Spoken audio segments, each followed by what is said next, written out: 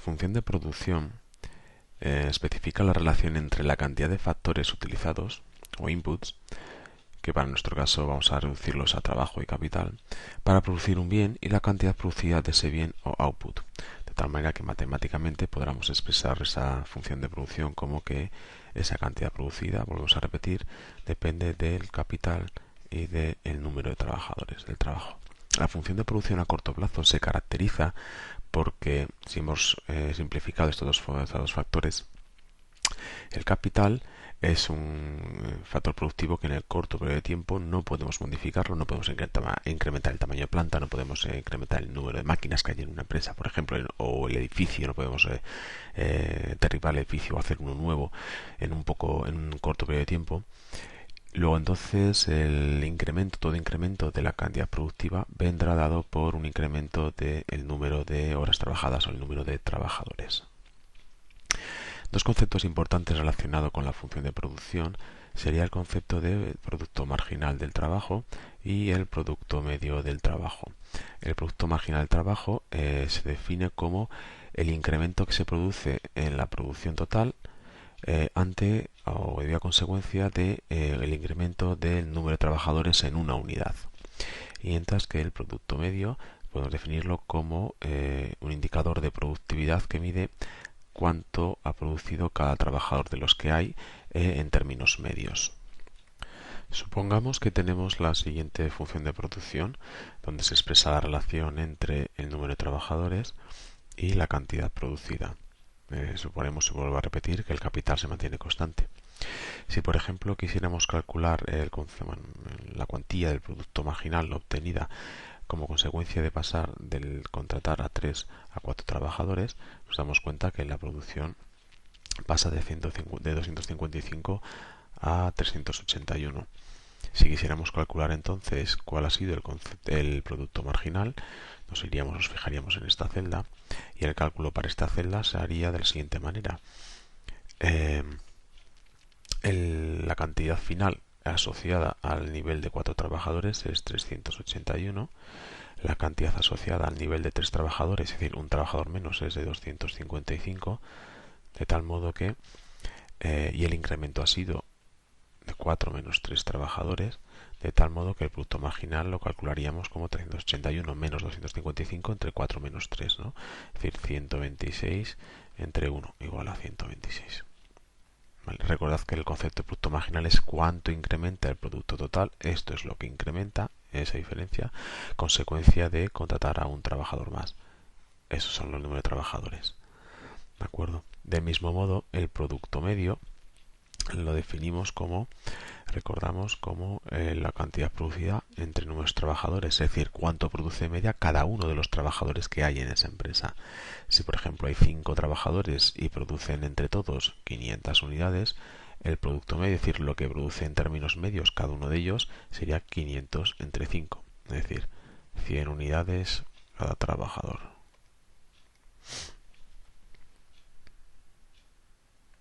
Uno de los conceptos más importantes para entender el funcionamiento de la economía y las decisiones de los productores es lo que denominamos la ley de rendimientos marginales decrecientes. La ley de rendimientos marginales decrecientes, podríamos incluso asimilarlo, es una ley, podríamos decir una ley casi física, ¿no? Una ley de la naturaleza. Digamos que la ley de rendimientos marginales decrecientes lo que viene a decirnos es que la función de producción a corto plazo, en un proceso productivo donde alguno de sus factores permanece constante, llega un momento en el cual, si queremos incrementar la producción y vamos añadiendo de manera sucesiva unidades de factor variable, llega un momento a partir del cual la producción deja de crecer a un ritmo creciente, y pasa a crecer a un ritmo creciente.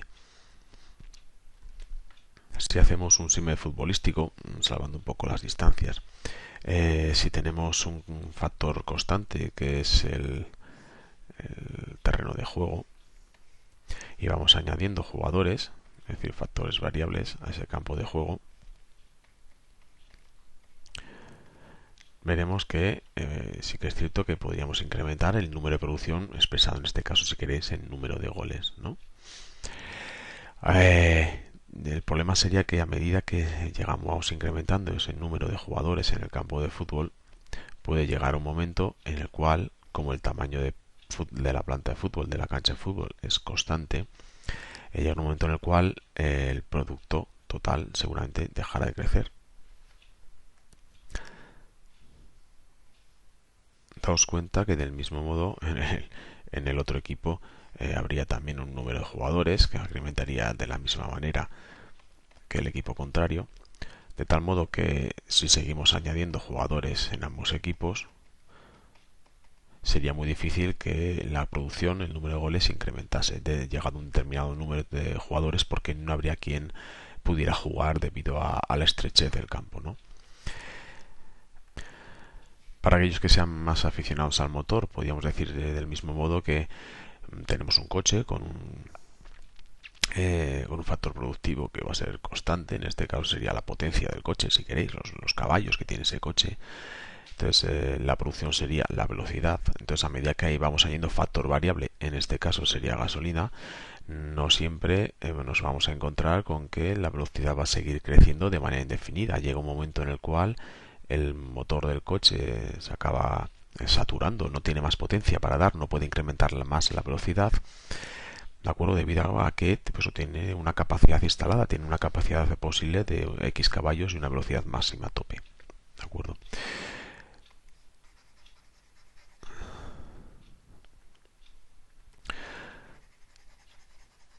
Insisto, como vemos en esta función, en esa gráfica, hay un principio y un primer momento en el cual, si vamos añadiendo factores variables, en este caso el número de trabajadores, sí que nos encontramos con que la producción crece a un ritmo creciente hasta este punto, es decir, hasta este número de trabajadores, que como vemos en nuestro ejemplo anterior, sería para un nivel de trabajadores producto máximo asociado a, bueno, aquí a 4. ¿De acuerdo? A partir del cuarto trabajador, como vemos, el producto marginal comienza a caer.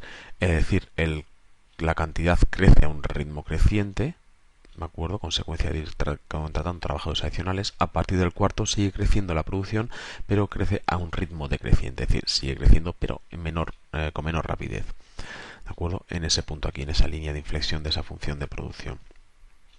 En ese punto, la función de producto marginal sería máximo. Hasta aquí entonces diremos que actúa la ley de rendimientos marginales crecientes. ¿Cuál puede ser la consecuencia de que incremente esa producción a un ritmo creciente a medida que añadimos unidades de trabajo? Esto se explica pues, como consecuencia de la división de tareas y la especialización. Del mismo modo, a partir del cuarto trabajador, notamos que comienza a funcionar la ley de rendimientos marginales decrecientes. Sigue creciendo el producto total, pero cada vez a un ritmo menor, a un ritmo decreciente. Ley de rendimientos marginales decrecientes. La empresa, ese es el tramo, digamos, que tiene más relevancia para la empresa o para la economía. Digamos que las empresas no se van a situar en este tramo de aquí, porque eso hace que vaya incrementando la productividad de la empresa. Sin embargo, para la empresa entonces, digamos, este es el tramo donde se situaría, donde intentaría llegar en relación a su función de producción. Si llevamos los valores de la anterior tabla a una representación gráfica de dichos valores, nos vamos a encontrar pues con una forma de la función de producción total, como ya habíamos visto, ¿de acuerdo? Un primer tramo en la que crece en un ritmo creciente y un segundo tramo en el que crece a un ritmo decreciente. Eso se traduce, como podemos ver, en que nuestra función de producto marginal tiene un primer tramo creciente.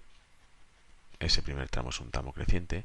Este es el tramo asociado a la ley de rendimientos marginales crecientes y alcanza un máximo. Habíamos dicho que era para un número de trabajadores que era 4, y a partir de ese punto comienza a actuar la ley de rendimientos marginales decrecientes, es decir, el producto marginal comienza a caer. ¿Vale? Como vemos, siempre que el producto marginal sea mayor que el producto medio, es decir, en la tabla anterior que habíamos visto, siempre que estos valores estén por encima del producto medio, sean mayores que el producto medio, como vemos se produce hasta aquí, hasta este punto, el número de trabajadores 6, el producto medio crece.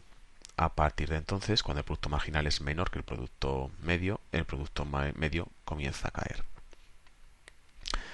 Si queréis verlo con, no sé, con un ejemplo que igual os pueda parecer más o menos cercano, siempre que hagamos un examen marginal, un examen más, y siempre que esa nota de ese último examen sea mayor que nuestra nota media crece. Si tenemos en un examen de economía un 5, nuestra nota media